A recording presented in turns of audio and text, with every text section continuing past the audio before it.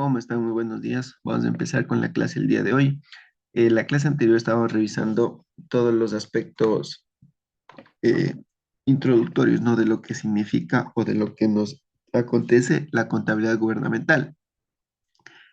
Estamos verificando justamente cuáles son los usuarios de la información de la contabilidad gubernamental. Ya revisamos los usuarios externos y de forma breve vamos a hacer un repaso, ¿no? Que decíamos que el gobierno nacional es uno de los usuarios externos de la información contable que se vaya generando, ¿no? Durante el proceso o durante un periodo en cada una de las instituciones públicas, con la finalidad de que ellos van a tener una información, unas estadísticas que van a evaluar, ¿verdad? De igual manera, la función legislativa es encargada justamente, ¿por qué? Porque ellos son encargados de legislar y fiscalizar, ¿sí? Y por lo tanto, cuando ellos hablan de fiscalización, ellos pueden pedir información para verificar que los presupuestos ejecutados justamente vayan de la mano con las metas, con los planes, con los objetivos que se han propuesto, ¿no? Los contratistas del Estado de igual manera, ¿no? Para verificar justamente si la institución pública eh, está cumpliendo con los pagos con los contratistas, ¿verdad? Entonces, miren, también es necesario para los contratistas del Estado verificar la información que se genere por un proceso contable. Organismos de control, miren, puede ser el Ministerio del Trabajo, la Contraloría General del Estado, el Servicio de Rentas Internas, etcétera, ¿no? Porque les interesa conocer la información justamente. Analistas económicos y financieros, justamente para levantar comentarios u observaciones de lo que se vaya ejecutando o de lo que vayan verificando sobre la ejecución de los presupuestos, del uso del dinero del Estado, justamente, para levantar también información estadística, ¿sí? Justamente la información que se vaya ejecutando. Y otros gobiernos nos dicen, ¿no? Agencias internacionales, justamente cuando posiblemente existan convenios internacionales, ¿sí?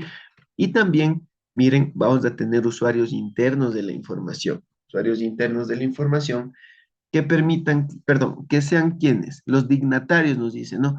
Que son aquellos que están cumpliendo actividades de administración de los recursos públicos. Necesitan de la información económica y financiera que procesa cada ente público, pues esta información sirve para poder tomar decisiones de las diferentes actividades que cada ente público necesita desarrollar en bien de la comunidad. Por ejemplo, los dignatarios vienen a ser eh, por ejemplo, en un ministerio, el ministro, en alguna institución pública puede ser el director de esa institución, por ejemplo, el director del IES, el director del MIES, el director del MAGAP, etcétera, ¿no? Que ellos necesitan conocer justamente cuáles son eh, la información contable, ¿no? Para tomar decisiones, para verificar que se esté cumpliendo con metas, objetivos, que se esté alcanzando justamente los mismos, que la ejecución presupuestaria vaya de la mano con la planificación que se ha realizado, ¿no? Es decir, la parte cuantitativa, es decir, la ejecución de dineros, con la parte cualitativa, es decir, con la consecución de objetivos. Entonces, mire, eso, ellos también son usuarios internos. Y de igual manera, los servidores públicos serán usuarios internos de la información, ya que necesitan de la información económica y financiera de las entidades públicas, debido a que con base a esa información, saber el cumplimiento de pago de remuneraciones, por ejemplo. De igual manera, para conocer eh, la certificación presupuestaria para ejecutar algún gasto, ¿sí? Algún gasto que tengan previsto, presupuestado justamente. Ellos también serán entonces usuarios internos de la información. Entonces, miren, usuarios internos, existen usuarios internos y externos de la información que se vaya ejecutando, ¿no? Que se vaya realizando, que se vaya proporcionando por parte de la contabilidad gubernamental. ¿Qué más tenemos? Tenemos por aquí, miren, la diferencia entre la contabilidad general y la contabilidad gubernamental. En la contabilidad general habíamos visto los diferentes tipos de contabilidades que existen, ¿verdad? Vimos contabilidad comercial, justamente que es la más utilizada, contabilidad de costos, contabilidad bancaria, contabilidad agrícola, etcétera, ¿sí? ¿Y qué más nos dice? Observando el campo de aplicación de la misma, es decir, qué actividad económica se dedica en el ente contable, ¿sí? Es de acuerdo a la empresa que se va a aplicar un tipo de contabilidad, pero la esencia de la contabilidad general es la misma, ¿no? Como yo les había dicho, es una especialidad, es una rama de la contabilidad que se puede clasificar que va a tener ciertos parámetros, ciertas condiciones específicas para su aplicación, ¿no? Por ejemplo, en la contabilidad de costos, que es una contabilidad que se lleva en el sector industrial, en donde nosotros vamos a verificar los elementos del costo, que prácticamente viene a ser la materia prima, mano de obra y los costos indirectos de fabricación. En el sector, por ejemplo, eh, en la contabilidad bancaria, nos vamos a basar y a especializar justamente en lo que establece las normas de la Superintendencia de Bancos y cuando emitan las normas técnicas para llevar contabilidad o a su vez la Superintendencia de Economía Popular y Solidaria, que de igual manera dará sus directrices, sus normas, su normativa para la aplicación en cuanto a las cooperativas, ¿verdad? Entonces, miren, ¿qué más nos dice? Esto trae como consecuencia que la contabilidad general se aplica a las empresas comerciales que venden o comercializan bienes o prestan servicios, con el objeto de poder determinar al final del periodo las utilidades generadas por la empresa. La contabilidad general, contabilidad comercial prácticamente que busca visualizar un rendimiento, ¿no? Tener un rendimiento justamente, es decir, tener una utilidad, ¿sí? Tener lucro. Mientras que la contabilidad gubernamental se aplica a instituciones del sector público con el objeto de poder determinar cuál ha sido el uso que le han dado a los dignatarios a los recursos financieros asignados por el Estado. Es decir, que contabilidad gubernamental me permite verificar que los presupuestos asignados han sido utilizados de forma correcta, ¿no? Entonces, mire, eso tenemos como una pequeña diferencia entre contabilidad general y la contabilidad gubernamental. ¿Qué más tenemos? Aspectos legales en el sector público y privado. Vamos a realizar un análisis de las diferencias o similitudes que existen en el sector público al compararlo con el sector privado, en lo referente a las leyes, reglamentos y normas, así como instituciones que, así como instituciones, normas y gobiernos, las actividades dentro de las empresas, sean estas públicas o privadas. Este análisis permitirá al lector diferenciar entre las leyes que gobiernan las actividades de los dos sectores en el país. Miren, entonces, por ejemplo, van a existir leyes que rigen de forma igual o muy, muy parecido a las dos partes, no tanto al sector público como privado. Por ejemplo, ¿cuál? Lo que es relacionado con los trabajadores, es decir, el Ministerio del Trabajo, la ley, el Código del Trabajo, ¿no? La ley, el Código del Trabajo, la ley de seguridad social, está ligada justamente a los trabajadores, ¿no?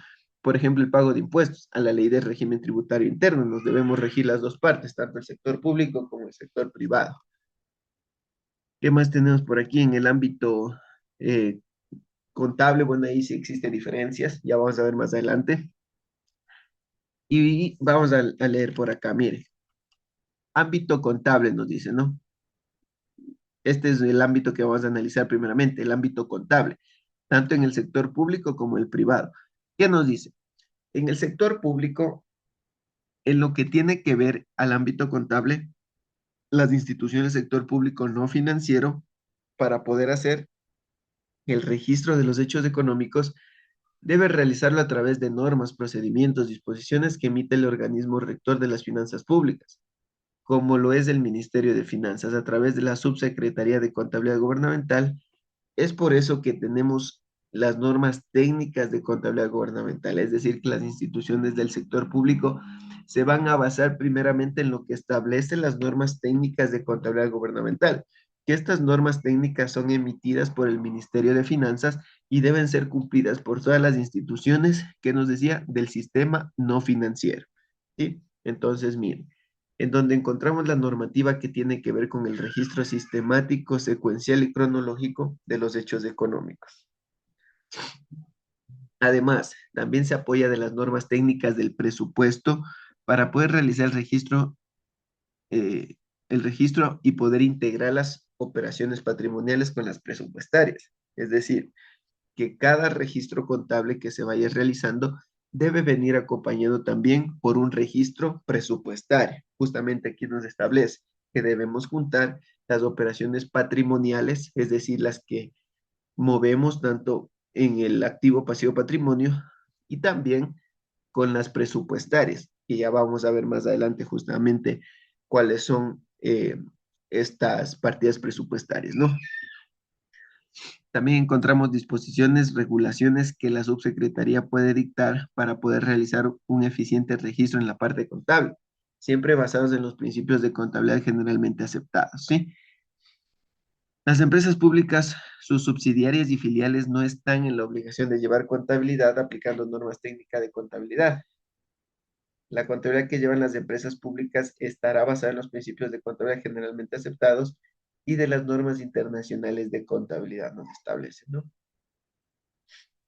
Veamos, ahora en el ámbito contable, pero en el sector privado, ¿qué nos establece justamente? Ya vimos que en el sector público debemos basarnos o llevar a cabo las normas técnicas de contabilidad que nos comparta, ¿verdad? El Ministerio de Finanzas. Ahora, en el sector privado no es necesario aplicar estas normas técnicas, ¿no? Pero sí debemos aplicar otras que son a nivel internacional. Justamente son las bases para llevar la contabilidad. ¿Qué nos dice? En el sector privado, las empresas para poder registrar las transacciones comerciales lo hacen en función de las normas internacionales de contabilidad y las normas internacionales de información financiera. Es decir, que el sector privado se basará en las NIC y en las NIF, ¿no? Lo que se establece, justamente. Con lo cual las empresas proveen de información ágil, veraz y oportuna a la gerencia. De esta forma generan toda la información financiera necesaria para medir su gestión, tanto administrativa como financiera. ¿Sí? Esa es la diferencia, ¿no? Entre el sector público y el sector privado en cuanto al ámbito contable.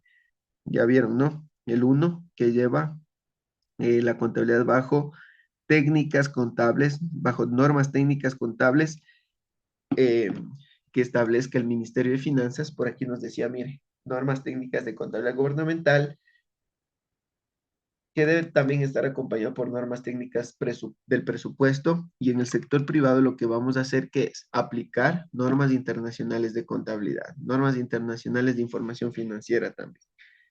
Entonces, miren, así realizamos el primer análisis de lo que es el ámbito contable. Ahora vamos con el ámbito tributario, la diferencia o similitud que puede existir tanto en el sector público como privado. Veamos.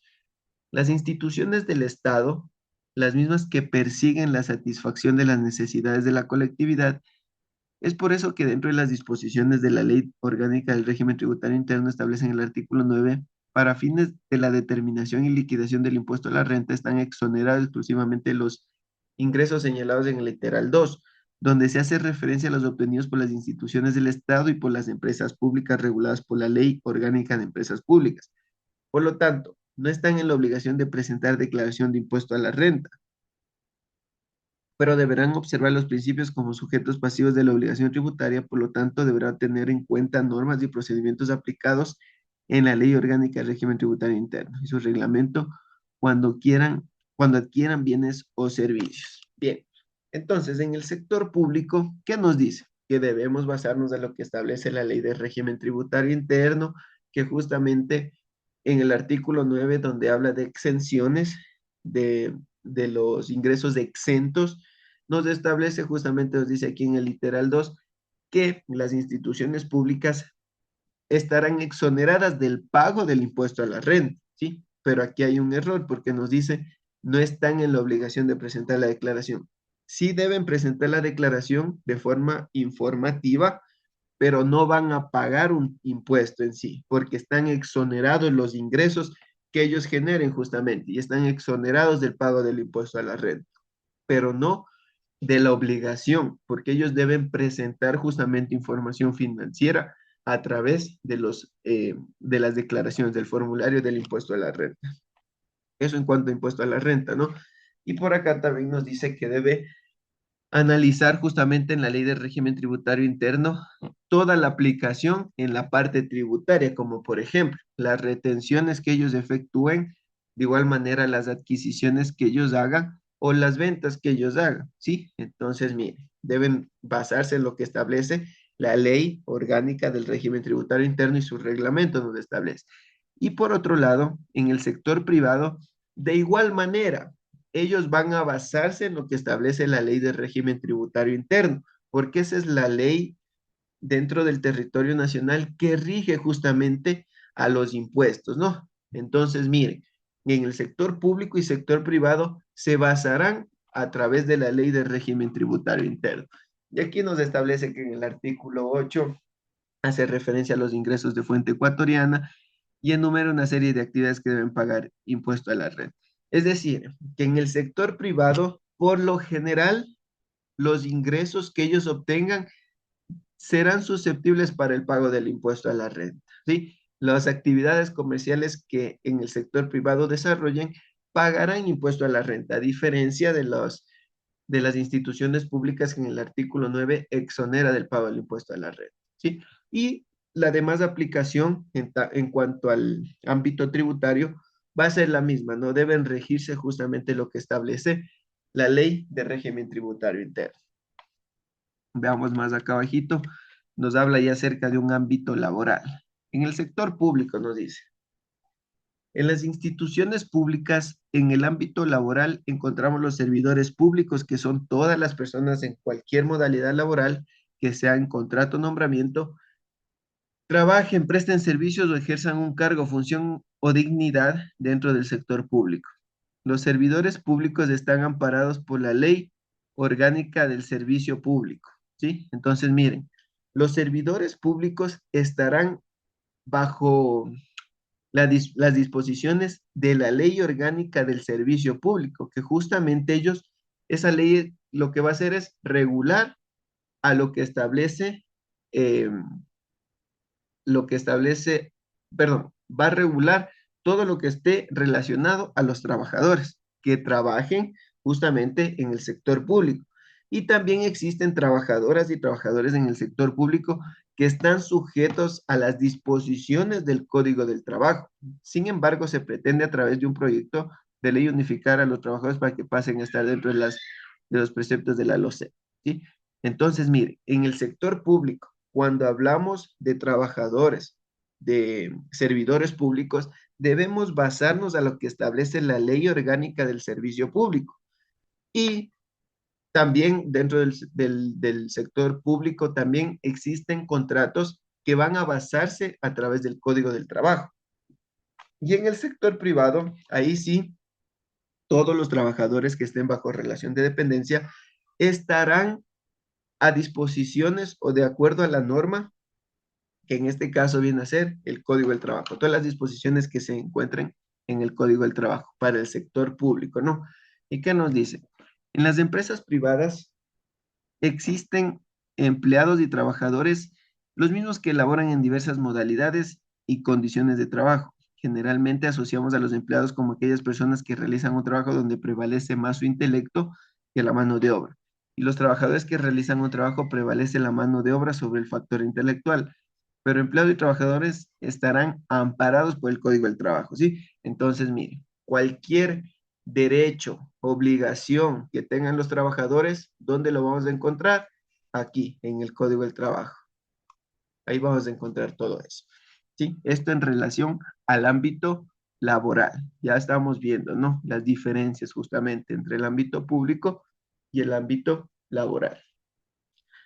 Vamos a leer este último, que es compra de bienes y servicios. ¿Sí? En el ámbito de compras de bienes y servicios, es decir, las compras públicas, ¿verdad? Que justamente sí va a existir una diferencia aquí. ¿Por qué? Porque en el sector público ellos deben basarse en una ley orgánica del Sistema Nacional de Contratación Pública y su reglamento, ¿no? En donde van a existir varias modalidades de contratación que van a sujetarse justamente a lo que son los presupuestos que establezcan para estas modalidades. Entonces, los funcionarios del sector público, ¿qué es lo que van a hacer? Van a cumplir todas las disposiciones que establezca la ley del Sistema Nacional de Contratación Pública y su reglamento. Deben cumplir todos los procesos que ellos establezcan. Y por otro lado, en el sector privado no va a existir este tipo de procedimientos, ¿verdad?